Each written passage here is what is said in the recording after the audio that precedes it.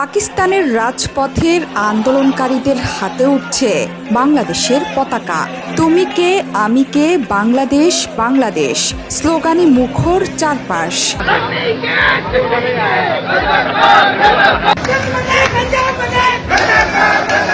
বাংলাদেশের ছাত্র আন্দোলনের পর সরকার বিরোধী আন্দোলনে ফুটছে উপমহাদেশের আরেক দেশ পাকিস্তান।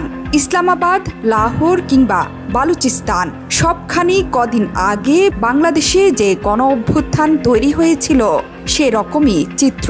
ছাত্র আন্দোলনের মুখে ভারতে পালিয়ে যেতে বাধ্য হন শেখ হাসিনা। এমন দুর্বার আন্দোলনে পাকিস্তানও কি দেখতে চলেছে সেই দৃশ্য?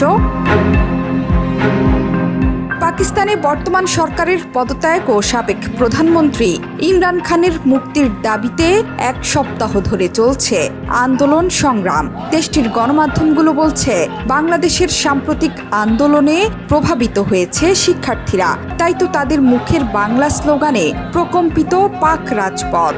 উর্দুর পরিবর্তে সবার মুখে মুখে বাংলা ভাষা। এ যেন এক বিপ্লব ঘটে গেল পাকিস্তানে।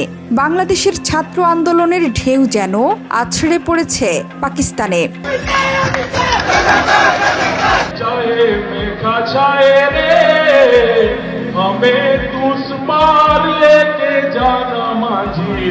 পাকিস্তানের জনগণের হাতে শোভা পাচ্ছে বাংলাদেশের জাতীয় পতাকা। শুধু তাই নয়, পাকিস্তানের রাজপথে বিক্রি হচ্ছে লাল সবুজের পতাকা।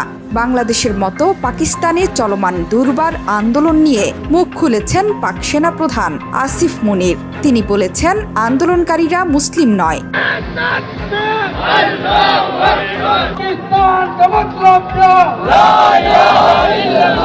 আন্দোলন দমনে বাংলাদেশের মতো পাকিস্তানেও ইন্টারনেটের গতি ধীর করে দেয়া হয়েছে। দেশটিতে কয়েক সপ্তাহ ধরে ইন্টারনেটের গতি ভয়াবহ রকম ধীর। এজন্য কে দায়ী বা কী কারণে এমনটা হচ্ছে তা নিয়ে এখন জোর বিতর্ক চলছে। সরকার বিরোধীরা বলছেন, পাকিস্তান সরকার এখন চীন সরকারের মতো ইন্টারনেট ফায়ারওয়াল তৈরি করতে চাইছে। উদ্দেশ্য অনলাইন জগতের ওপর আরও বেশি নিয়ন্ত্রণ স্থাপন করা।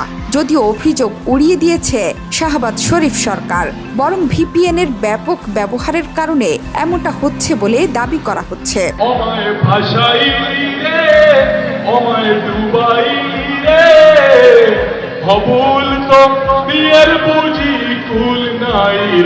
গেল 9 আগস্ট বাংলাদেশ থেকে অনুপ্রেরণা নিয়ে পাকিস্তান জুড়ে সরকার বিরোধী বিক্ষোভের ডাক দিয়েছিল পিটিআইর ছাত্র সংগঠন ইনসাফ স্টুডেন্টস ফেডারেশন। সামাজিক মাধ্যমে দেয়া পোস্টে বলা হয়েছে, পাকিস্তানে মানবাধিকার লঙ্ঘনের বিরুদ্ধে আন্দোলন শুরু করেছে ইনসাফ স্টুডেন্টস ফেডারেশন। বাংলাদেশের ছাত্ররা যেভাবে ফ্যাসিবাদী শাসনকে উৎখাত করেছে, শিগগিরই পাকিস্তানের ছাত্ররাও পরিবর্তন আনবে। শুধু পাকিস্তানি নয়, চিকিৎসক ধর্ষণ এবং হত্যার প্রতিবাদে উত্তাল ভারতের পশ্চিমবঙ্গ। সেখানেও মুখ্যমন্ত্রীর পদত্যাগের দাবিতে চলছে আন্দোলন।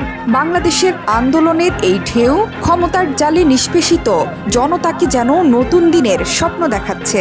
যেখানেই বৈষম্য, সেখানেই ঝাঁপিয়ে পড়ছে ক্ষুব্ধ ছাত্র জনতা।